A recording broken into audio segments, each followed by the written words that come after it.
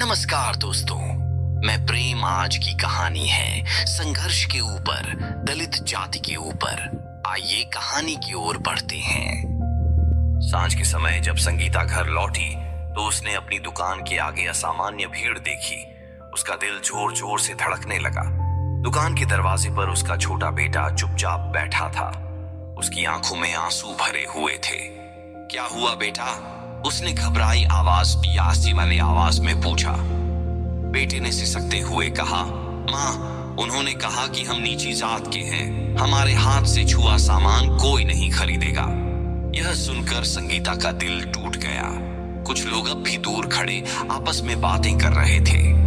कोई कह रहा था, इनकी दुकान से खरीद कर क्या करना।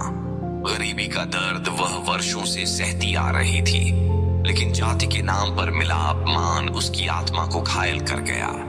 उसे अपने स्वर्गीय पति की याद आ गई, जिन्होंने जीवन भर मेहनत की, पसीना बहाया, पर कभी सम्मान नहीं मिला।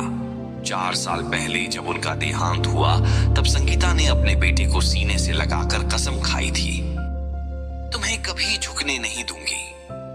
उस रात वह सो नहीं सकी। आंसू रोकने की कोशिश करती रही, पर वे रुक नहीं पाए। लेकिन अगली सुबह उसने आंसू पोंछे और दुकान खोल दी। डर से नहीं, बल्कि दृढ़ संकल्प से।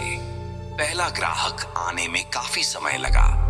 आखिरकार एक बुजुर्ग दादी आईं। उन्होंने चावल खरीदा और जाते समय ममता भरी आवाज में कहा, बेटी, जात से पेट नहीं भरता, ईमान से भरता है। उनके इन शब्दों ने संगीता के दिल में नई हिम्मत भर दी। दिन बीतते गए। कुछ लोग अभी भी भेदभाव करते थे, लेकिन कई लोगों की सोच धीरे धीरे बदलने लगी। संगीता की ईमानदारी, सहनशीलता और आत्मसम्मान ने गांव वालों का दिल जीत लिया। उसका बेटा भी उस घटना से कमजोर नहीं पड़ा। उसने उस दर्द को अपनी ताकत बना लिया। वह और मेहनत से पढ़ने लगा। एक दिन उसने माँ से कहा, माँ, मैं ऐसा इंसान बनूंगा जो किसी को जाति के कारण कभी नीचा नहीं देखेगा।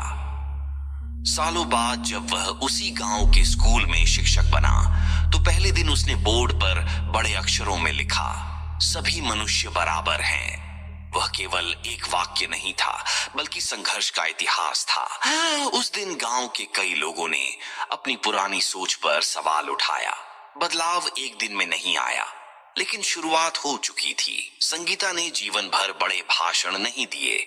उसने केवल काम किया, सहा और कभी झुकी नहीं।